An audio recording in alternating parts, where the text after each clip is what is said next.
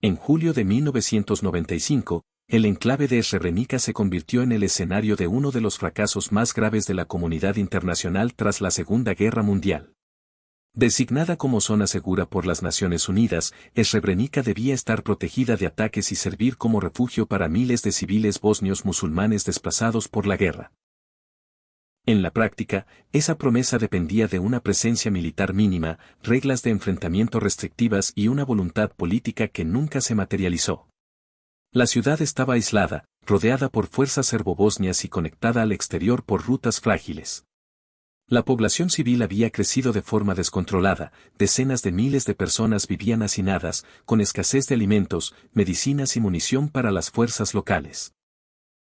La protección recaía en un contingente limitado de cascos azules neerlandeses, conocidos como Tutechvat, sin capacidad real para detener una ofensiva a gran escala. El concepto de zona segura creó una ilusión peligrosa. Para los civiles, significaba protección garantizada. Para los atacantes, una restricción política que podía ponerse a prueba. Para la ONU, un compromiso ambiguo entre disuasión y neutralidad. Cuando las fuerzas serbobosnias comenzaron a presionar el perímetro en los días previos al asalto, las señales de alarma se multiplicaron. Las solicitudes de refuerzos y apoyo aéreo se enviaron, pero quedaron atrapadas en cadenas de mando lentas y decisiones aplazadas. El 11 de julio, las fuerzas serbobosnias entraron en Srebrenica. La resistencia fue mínima y fragmentaria. Los cascos azules, superados y sin autorización clara para usar la fuerza de manera decisiva, se replegaron junto con miles de civiles hacia su base en Potoari. La caída de la ciudad fue rápida, casi administrativa, pero sus consecuencias serían irreversibles. La zona segura había dejado de existir sin que nadie interviniera a tiempo. La población civil entró en pánico. Familias separadas, columnas improvisadas buscando escapar por los bosques y multitudes esperando protección en torno a la base de la ONU. La promesa de seguridad se había transformado en una trampa geográfica. Mientras tanto, el mundo observaba con retraso, sin comprender aún la magnitud de lo que estaba a punto de ocurrir. Srebrenica no cayó tras una gran batalla convencional. Cayó por abandono, por ambigüedad política y por la distancia entre las declaraciones y la acción. Antes de continuar con el video, recuerda suscribirte si estás disfrutando y aprendiendo algo nuevo. Apoya al canal con un like y comenta qué otras batallas quisieras escuchar. Continuemos. Tras la caída de Srebrenica, la tragedia entró en su fase más oscura. Miles de civiles huyeron desesperadamente hacia la base de la ONU en Potoari, convencidos de que allí encontrarían la protección prometida por la comunidad internacional. El lugar, sin embargo, no estaba preparado para albergar a una multitud de ese tamaño. Hacinamiento, calor, falta de agua y pánico colectivo definieron las primeras horas. Los cascos azules neerlandeses, superados en número y sin órdenes claras, apenas podían mantener el orden, mucho menos garantizar seguridad real. Mientras tanto, las fuerzas serbobosnias tomaron control efectivo del área. Su presencia fue inmediata y dominante. Vehículos militares circulaban frente a la base de la ONU, soldados armados patrullaban entre los civiles y los oficiales internacionales negociaban bajo presión constante. La autoridad había cambiado de manos, aunque la fachada de protección internacional aún se mantenía formalmente.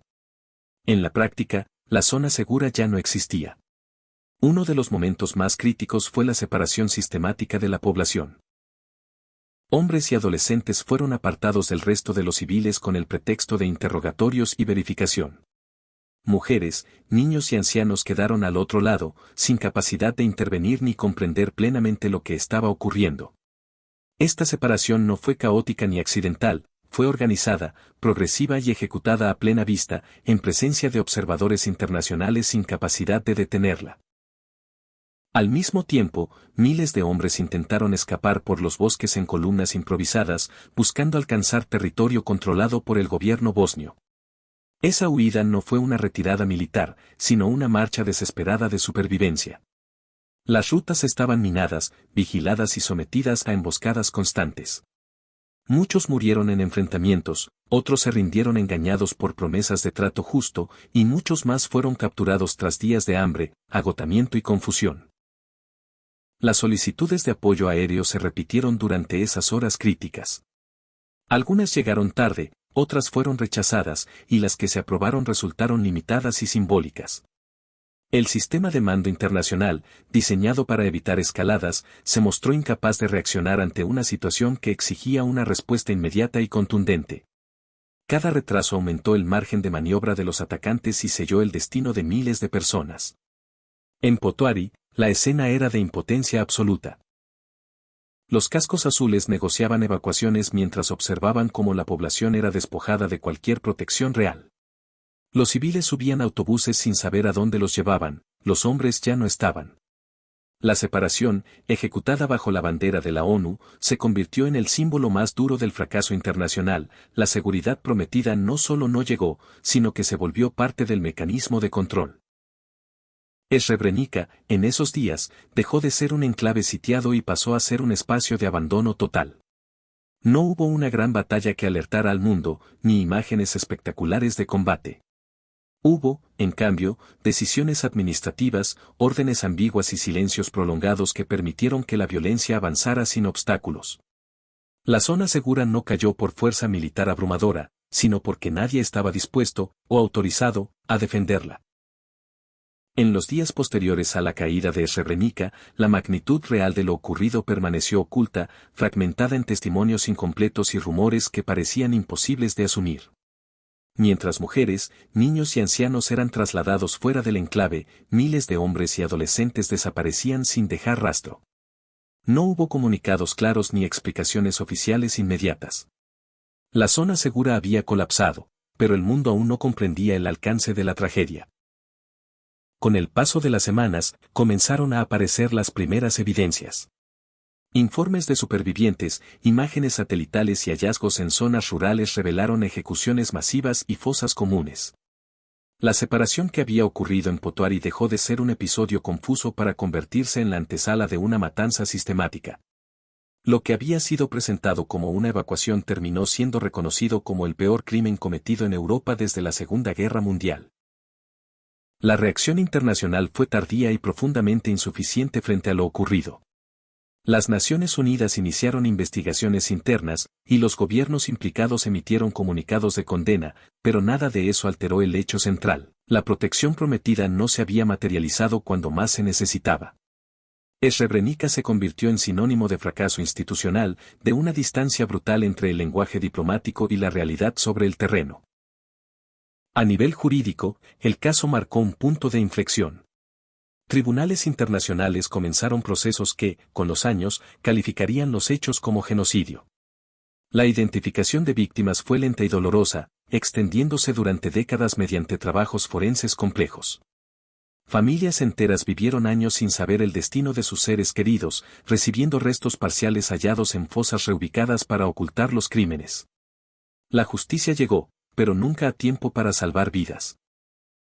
Para Bosnia y Herzegovina, Srebrenica dejó una herida abierta que aún define su memoria colectiva. El cementerio y memorial de Potoari no es solo un lugar de duelo, sino una advertencia permanente. Cada nombre inscrito representa no solo una vida perdida, sino una promesa incumplida. La ciudad volvió a existir, pero nunca recuperó la normalidad previa al asedio. El trauma se transmitió entre generaciones. Desde una perspectiva histórica y militar, Srebrenica no fue una batalla en el sentido clásico. No hubo una defensa organizada hasta el final ni un enfrentamiento decisivo entre fuerzas equivalentes. Fue una combinación letal de cerco, abandono político, neutralidad mal entendida y cálculo estratégico. Precisamente por eso, su impacto es tan profundo, demuestra que la ausencia de acción puede ser tan destructiva como la violencia directa. La expresión zona segura quedó irremediablemente desacreditada. Después de Srebrenica, ya no pudo usarse sin cuestionamiento. El caso forzó reformas, debates y cambios doctrinales en operaciones de mantenimiento de la paz, pero esos aprendizajes llegaron demasiado tarde para quienes confiaron en esa protección.